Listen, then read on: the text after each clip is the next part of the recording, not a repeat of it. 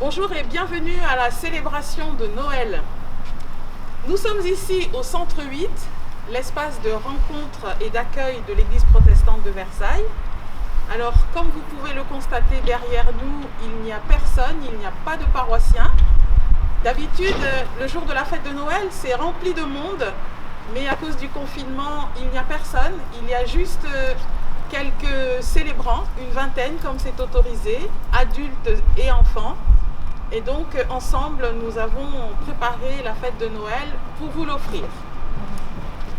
Alors, je vais demander aux enfants, qu'est-ce que vous avez préparé pour cette fête? Est-ce que vous avez fait des choses à la maison? Moi, j'ai pas encore préparé Noël. Ah, toi, tu n'as pas encore préparé Noël? Non. Et toi? Non, on n'a toujours pas mis le sapin. Pas encore mis le sapin, Par d'accord. contre, on a acheté des cadeaux. Ah, les cadeaux sont déjà prêts. Génial. Et vous, qu'est-ce que vous avez fait à la maison? J'ai rien fait. Pas encore? Bon, en tout cas, l'église est toujours en avance. Hein. Et toi? J'ai pas encore mis le sapin. Pas encore. Bon, alors, et pour l'église? Ah oui. Pour l'église, on va préparer le sapin. Et pour l'église, on va préparer le sapin. Bah, très bien, très bien. Alors, où on va préparer, c'est juste à l'église. C'est juste à l'église, voilà. Pour l'instant, l'église est toujours un petit peu en avance. En tout cas, c'est une joie pour l'église et pour les familles de préparer cette fête. Eh bien, on va y aller alors pour mettre nos décorations sur le sapin. Oui, moi, je voudrais bien rentrer à l'intérieur parce que C'est ça.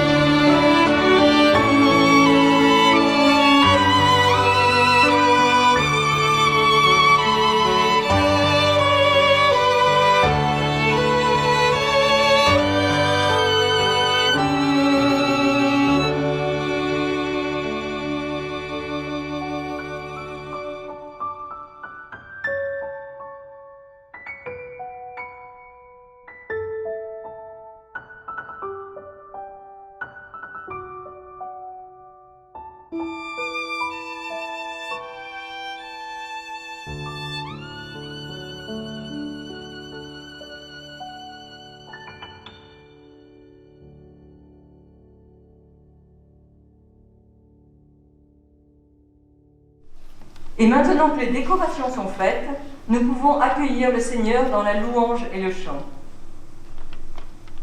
Prions. Nous te louons, Seigneur Jésus, toi qui viens sur la terre pour être avec nous. Tu viens nous donner ta lumière, ta paix et ta joie. Merci, Seigneur. Aujourd'hui, tu viens nous partager la joie des anges dans le ciel, la joie de ta naissance, la joie que tu donnes au monde et à l'Église. Aussi, nous sommes dans la joie. Joie pour ta lumière qui éclaire la terre. Joie pour ta parole qui éclaire l'Église.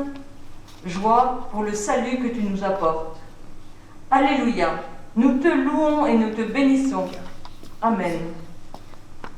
Nous chantons ô peuple fidèle.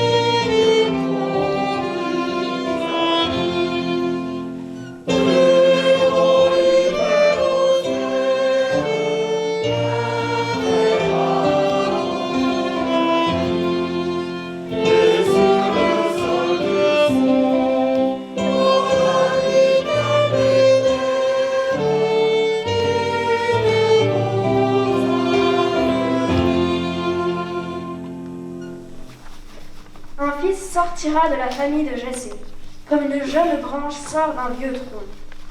L'histoire de Noël, c'est l'histoire d'un rameau qui va devenir grand et transformer le monde. Un rameau qui transforme le monde? Je ne comprends pas. D'où vient cette baguette magique? Alors, découvrons ensemble ce qu'annonce le prophète Ésaïe au peuple juif d'Israël qui s'inquiète de son avenir. Le peuple est face à des étrangers qui veulent envahir leur pays, qui ont d'autres coutumes, d'autres manières de se nourrir et de prier. Des personnes qui ne sont pas comme nous. C'est partout pareil sur la terre. Il suffit d'accepter les différences et tout ira bien. Tu as raison. Nous aussi sommes entourés de personnes bien différentes de nous. Est-ce que ce serait plus facile Si nous étions tous pareils. Moi, je trouverais ça terriblement ennuyeux d'être tous pareils, comme des clones. Oui, t'as raison. Qu'est-ce qu'il raconte encore ce prophète Isaïe? Un rameau sort du vieux tronc de Jessé. Une nouvelle pousse sort de ses racines. L'Esprit du Seigneur est sans cesse avec lui. L'Esprit qui donne la sagesse et le discernement, l'aptitude à décider et la vaillance. L'Esprit qui fait connaître le Seigneur et enseigne à l'honorer. Il lui inspirera d'honorer le Seigneur. Il ne jugera pas selon les apparences. Il ne décidera rien d'après des racontards. Mais il rendra justice aux défavorisés. Il sera juste pour les pauvres du pays. Sa parole, comme un bâton, frappera le pays. Sa sentence fera mourir le méchant. La justice et la fidélité seront pour lui comme deux ceintures qu'on porte toujours autour des reins. Alors le loup séjourna avec l'agneau, la panthère se couchera près du chevreau. Le veau et le lionçon se nourriront ensemble et un petit garçon les conduira. La vache et l'ours se lieront d'amitié, leurs petits seront couchés côte à côte. Le lion, comme le bœuf, mangera du fourrage. Le nourrisson jouera sur le nid du serpent.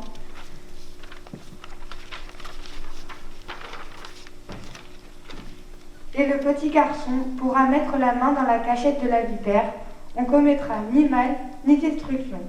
Sur toute la montagne qui appartient, Seigneur, car la connaissance du Seigneur remplira la terre, tout comme les eaux recouvriront le fond des mers. Ce jour-là, le descendant de Jessé sera comme un signal dressé sur tous les peuples du monde. Ils vivront le consulter, et du lieu où il s'établira rayonnera le gloire de Dieu.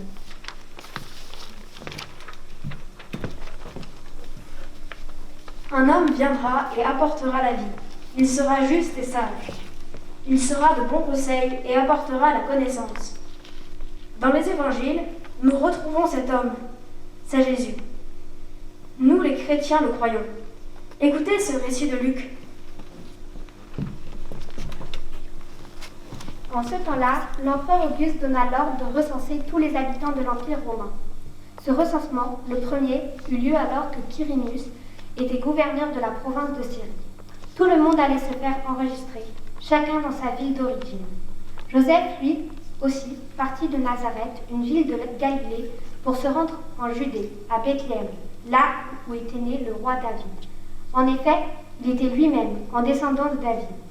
Il alla s'y faire enregistrer avec Marie, sa fiancée, qui était enceinte. Pendant qu'ils étaient à Bethléem, le jour de la naissance arriva. Elle mit au monde un fils, son premier-né. Il y avait alors à Jérusalem un homme nommé Siméon. Il était juif, il honorait Dieu et attendait celui qui devait sauver Israël. L'Esprit Saint était avec lui et lui avait appris qu'il ne mourrait pas avant d'avoir vu le Christ envoyé par le Seigneur. Inspiré par l'Esprit, Siméon alla dans le temple. Quand les parents de Jésus amenèrent leur petit enfant afin d'accomplir pour lui ce que demandait la loi, Siméon le reçut dans ses bras et bénit Dieu en disant : « Maintenant, ô Maître, tu as réalisé ta promesse. Tu peux laisser ton serviteur aller en paix, car j'ai vu de mes propres yeux ton salut. Ce salut que tu as préparé devant tous les peuples. C'est la lumière qui te fera connaître aux populations, qui sera la gloire d'Israël, ton peuple. » Siméon, le vieil homme, a compris que Jésus est l'enfant que le prophète Ésaïe avait annoncé quand il parlait d'un rameau qui va transformer le monde. Siméon est si heureux de cette naissance. Il a bien vécu, il est vieux maintenant, et il s'efface pour laisser la place à Jésus, à cet enfant qui apporte vie et lumière.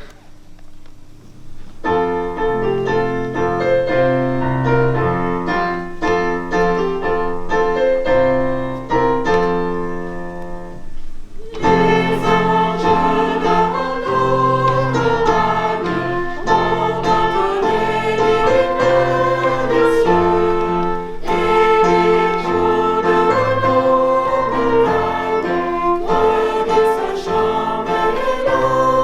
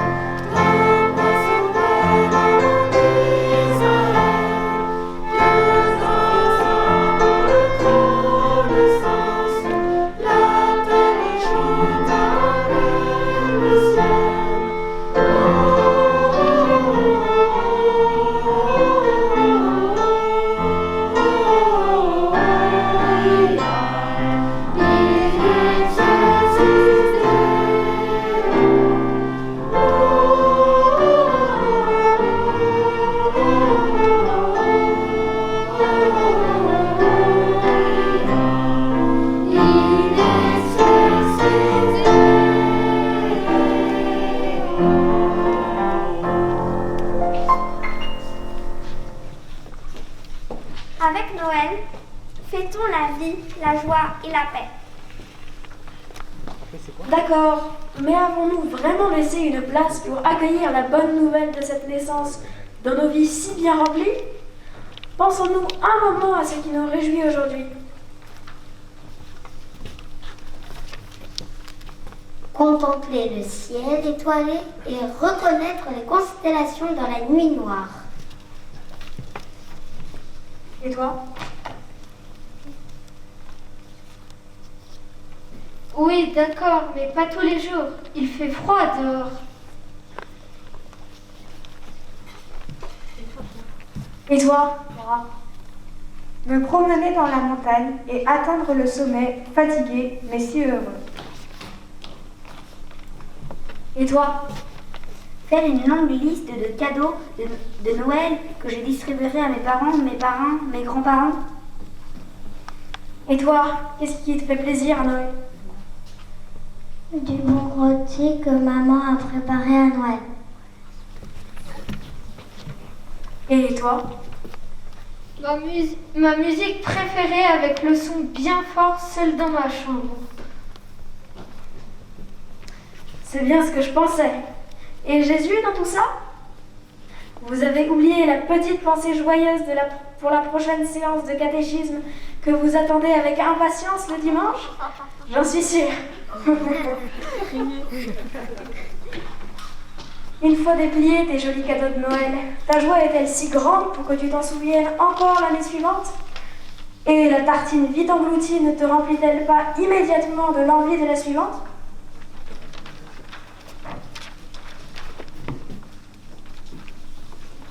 Mais alors, qu'est-ce que ça change Noël dans ma vie? Rien et tout à la fois. C'est comme si par une baguette magique, le monde était coloré, abondamment coloré et lumineux, pour transformer le regard de ceux qui croient en Jésus l'enfant, le Fils de Dieu qui sauve le monde.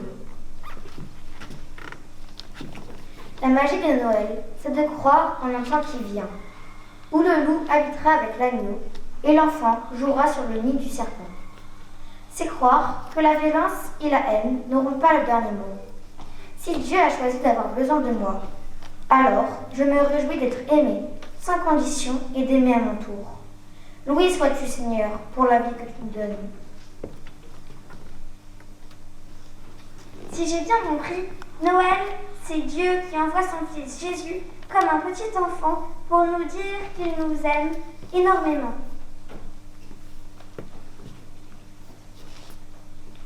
Merci Dieu pour ton cadeau. Il n'est pas comme les autres.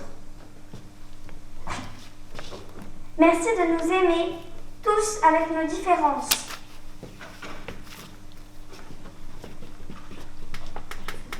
Merci Seigneur pour Jésus, le roi amour qui transforme le monde.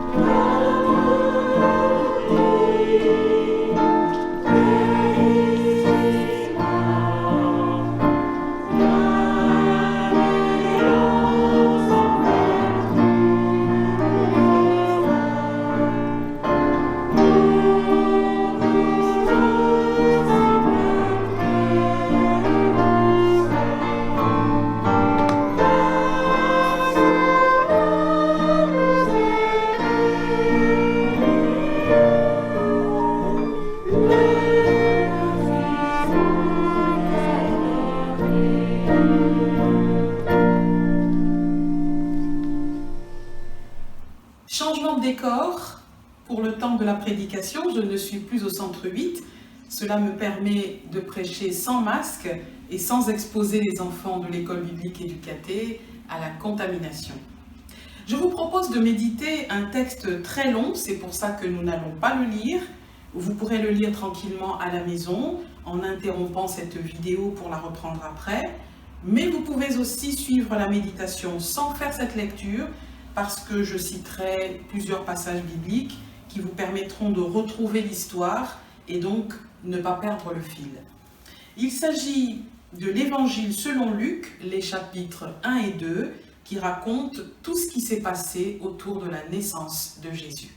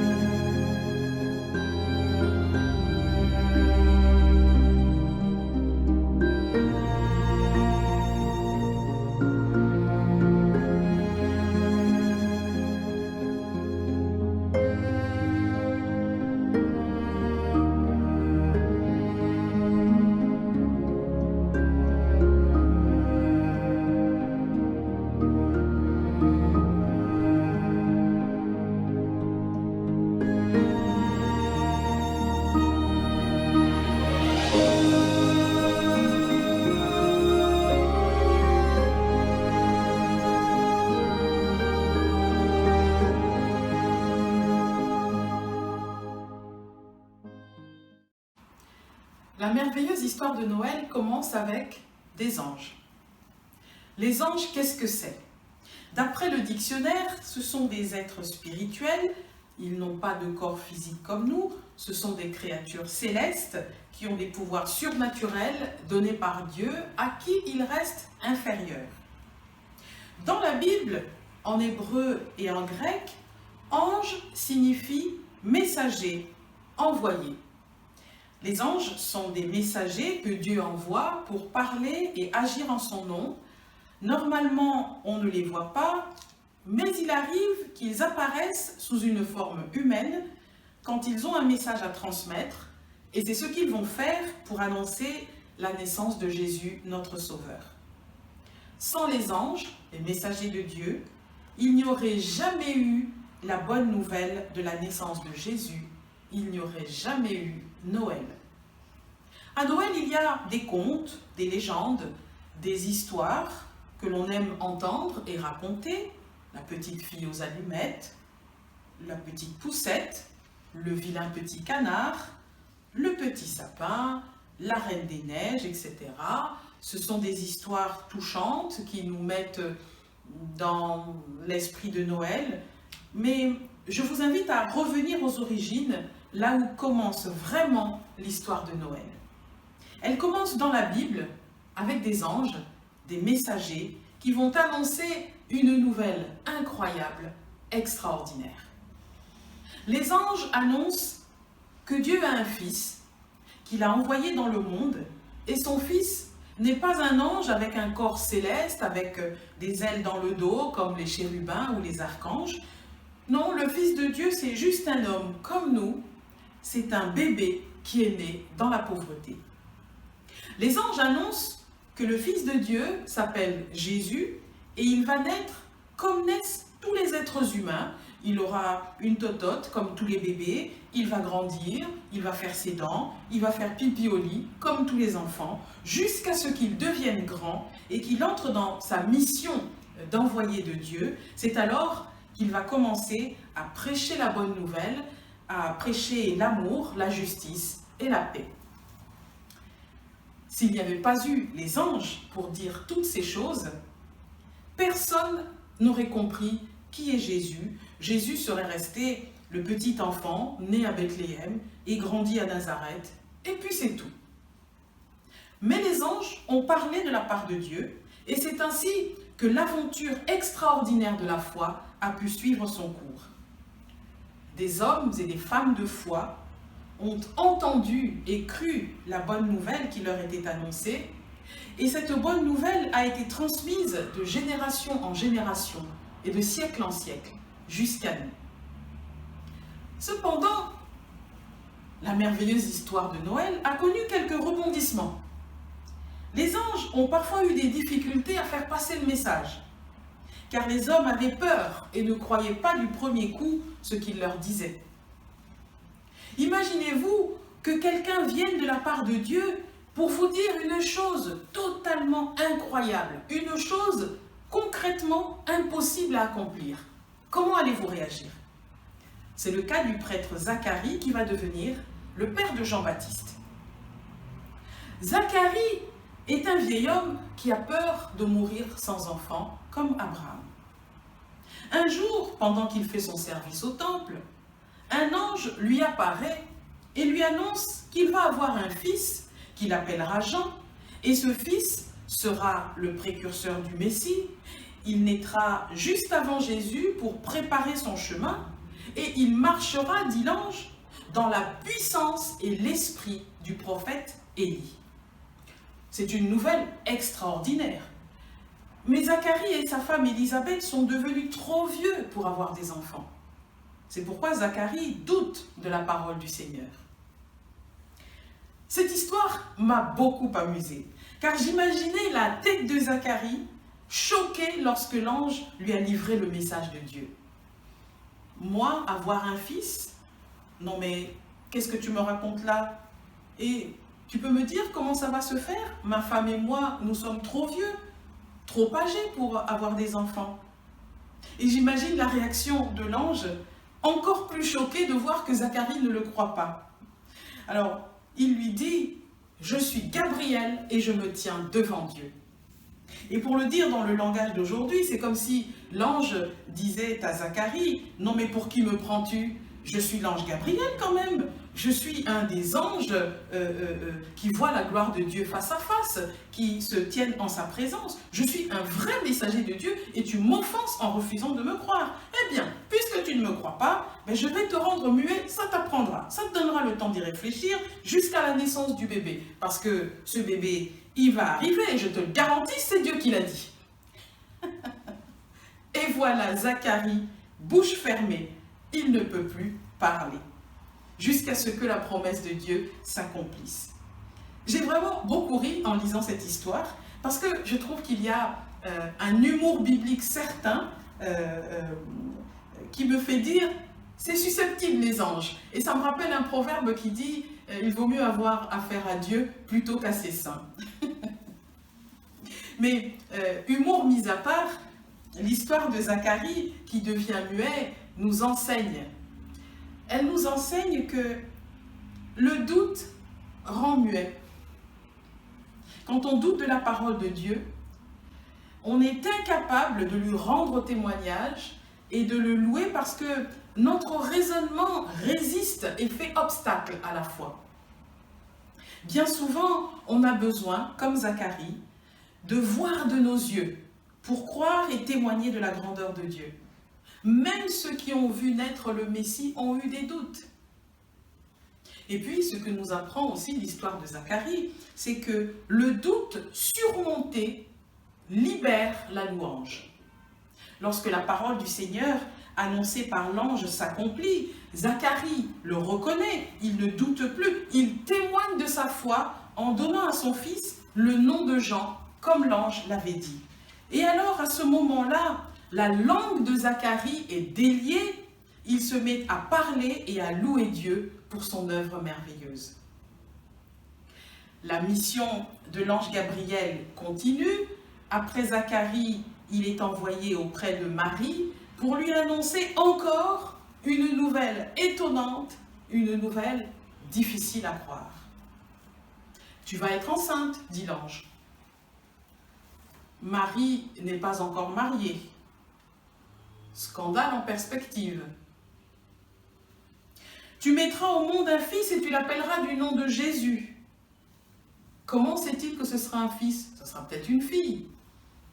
L'esprit humain raisonne. Il sera grand, dit l'ange. Grand? Génial! Mais comment une petite servante promise à un charpentier peut avoir un fils qui sera compté parmi les grands de ce monde? Il sera appelé fils du Très-Haut, poursuit l'ange. Et le Seigneur Dieu lui donnera le trône de David son père. Il régnera pour toujours sur la maison de Jacob. Son règne n'aura pas de fin. Un fils qui sera roi et régnera éternellement. Mais Dieu seul vit éternellement. Et malheur à qui se fait l'égal de Dieu. D'après la loi, on risque gros. L'ange Gabriel annonce des choses étranges, des choses vraiment bizarres, et Marie a peur. Elle lui pose des questions. Avec Zacharie, l'ange Gabriel s'est montré un peu dur en le rendant muet. Parce que Zacharie est un prêtre. Il est censé incarner la foi aux yeux du peuple des croyants. Il était censé réagir en homme de foi. Et au lieu de ça, il a douté. Avec Marie, c'est différent. L'ange Gabriel se montre plus indulgent. Il lui explique patiemment les choses pour qu'elle comprenne ce qui va se passer. L'Esprit Saint viendra sur toi, dit l'ange Gabriel, et la puissance du Très-Haut te couvrira de son ombre. C'est pourquoi l'enfant qui naîtra sera saint, il sera appelé Fils de Dieu. Ce n'est pas une parole facile à croire, hein? Et là, on peut dire, les anges, les messagers de Dieu sont pédagogues. Pour encourager Marie à croire, l'ange Gabriel lui donne un exemple.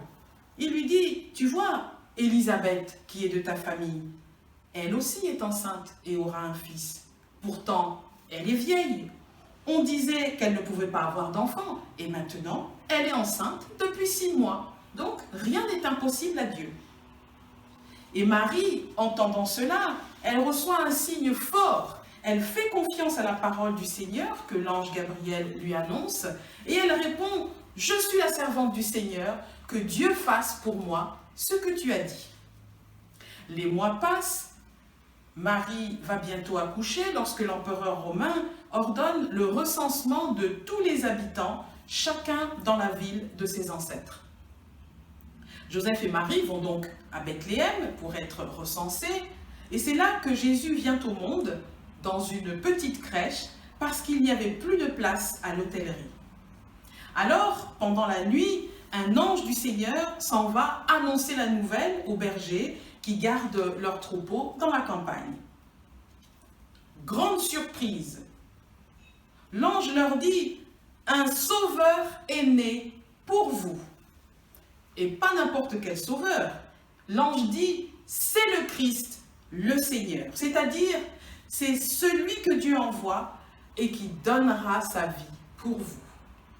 Ce n'est pas un faux sauveur choisi par les hommes et formaté dès son enfance pour exécuter les plans des hommes. C'est le sauveur que Dieu envoie pour accomplir ses desseins, pour arracher les hommes à la misère du péché. Et l'ange donne un signe pour reconnaître le sauveur. Il leur dit, vous trouverez un petit enfant enveloppé dans une couverture et couché dans une mangeoire. Et pour appuyer sa déclaration, une multitude d'anges venus du ciel apparaissent et se mettent à louer Dieu en disant « Gloire à Dieu dans les lieux très hauts et paix sur la terre parmi les hommes qui l'agréent. » Les anges du ciel viennent se réjouir avec les hommes pour la naissance de Jésus. La joie du ciel descend sur la terre et pour rien au monde, les anges, les messagers de Dieu ne garderaient ça pour eux. Ils célèbrent Dieu pour la paix qu'il donne aux hommes en leur envoyant son Fils. Et ensuite, tout joyeux, les anges retournent au ciel et laissent les bergers se rendre à Bethléem pour voir le Sauveur qui est né. Un ange dans le temple pour Zacharie. Un ange à la maison avec Marie. Un ange dans la nuit pour Joseph. Des anges dans nos villes et nos campagnes, comme pour les bergers. Des messagers de Dieu pour nous annoncer la meilleure des nouvelles. Jésus, notre Sauveur et notre Roi, est né. Peut-être qu'à notre tour, nous pouvons devenir ces messagers qui annoncent la paix, la joie et l'amour de Dieu. Pour que la haine, la méchanceté et les guerres cessent. Pour que les gens tristes retrouvent le sourire. Pour que ceux qui sont désespérés retrouvent l'espoir et pensent à nouveau que la vie est belle et vaut d'être vécue. Pour que ceux qui n'ont pas reçu d'amour sachent que Dieu les aime et leur accorde toute son attention et son affection. Des anges, des messagers, pour dire au monde que Dieu est là. Il est venu comme un petit enfant pour soigner les blessures de la terre et de tout ce qui l'habite. Dieu est venu en personne, pour chacun, pour tous, pour faire triompher l'amour et la vie. Les anges, les messagers, ce sont des hommes comme nous, des gens qui ont cru au Seigneur. C'est pourquoi ils veulent parler et partager la bonne nouvelle qu'ils ont reçue. Les messagers sont parfois susceptibles, fiers, impatients comme l'ange Gabriel avec Zacharie. C'est normal, ce sont des hommes, ils ne sont pas parfaits, ce ne sont pas des anges pour le coup. Mais ça ne change rien à la bonne nouvelle et au fait que la parole de Dieu dans leur bouche soit vérité, comme disait la veuve de Sarepta au prophète Élie. Tels que vous êtes, frères et sœurs, disciples et témoins de Jésus-Christ, tels que vous êtes avec vos forces et vos faiblesses, vous êtes pour le monde les anges, les messagers qui annoncent la bonne nouvelle de la naissance de Jésus-Christ. Vous êtes les envoyés qui faites savoir au monde que le Dieu fort, le Dieu de l'ange Gabriel, Gabriel signifie Dieu est ma force. Le Dieu fort s'est levé pour visiter la terre et la sauver. Vous êtes les émissaires du Très-Haut, chargés de dire aux hommes que l'espérance de Dieu, c'est que chaque personne porte en elle le Christ Jésus, comme Marie l'a porté, que chacun porte la parole vivante de Dieu comme on porte un enfant. L'espérance de Dieu, c'est de naître en chacun de nous et de féconder nos vies par son Esprit Saint. Vous êtes les ambassadeurs pour Christ, envoyés pour dire à ceux qui sont perdus dans la nuit du monde que l'étoile brillante du matin s'est levée. Elle brille depuis Bethléem, elle éclaire toutes les nations, elle chasse l'obscurité pour que chacun retrouve le chemin vers Dieu. Un jour, frères et sœurs, quelqu'un, un pasteur, un ami, un membre de votre famille, un inconnu, un jour quelqu'un a été pour vous l'ange du Seigneur, pour vous annoncer la bonne nouvelle de Jésus-Christ. Quelqu'un a pris le courage de vous parler de Jésus qui est né à Bethléem. Vous pouvez, à votre tour, devenir l'ange de quelqu'un d'autre et faire de son Noël un vrai Noël avec la véritable histoire de l'amour infini de Dieu qui s'est incarné en Jésus-Christ. Amen.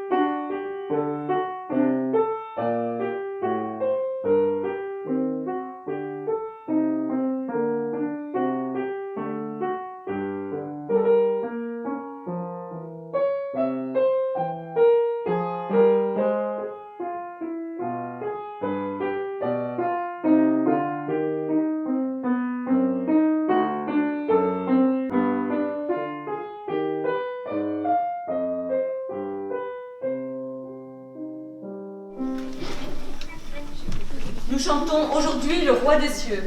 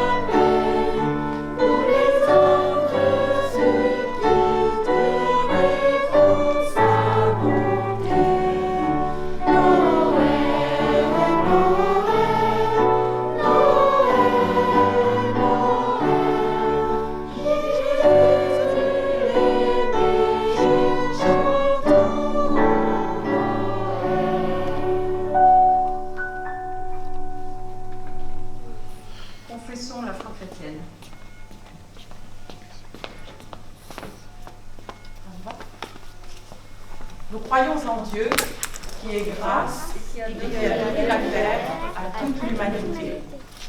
Nous croyons en Jésus-Christ, qui est venu pour nous guérir et nous libérer de toute forme d'oppression. Nous croyons en l'Esprit de Dieu, qui est à l'œuvre en tous ceux et toutes celles qui se sont tournés vers la vérité. Nous croyons en la communauté de foi qui est appelée à servir l'humanité. Nous croyons que la grâce de Dieu est la promesse pour tous d'un ciel nouveau, d'une nouvelle terre, et de justice et paix sans passeront. Amen.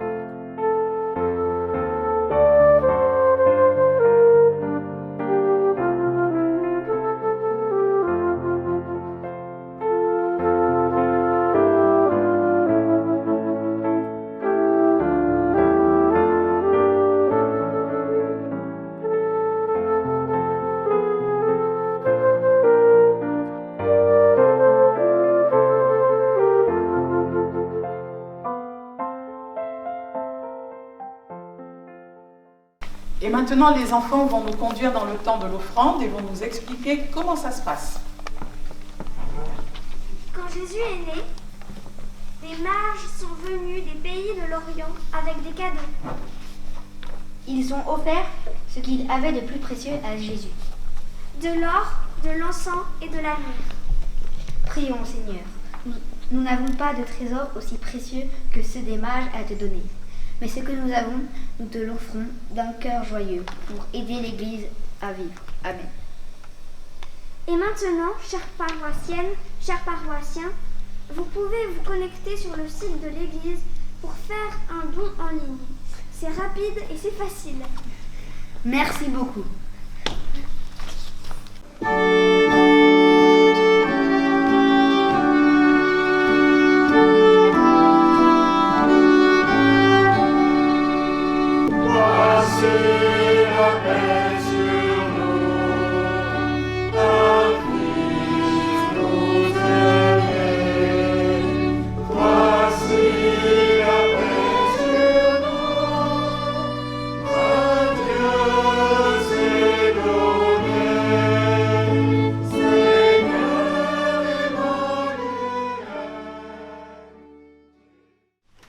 Avec les enfants, nous prions les uns pour les autres et pour le monde.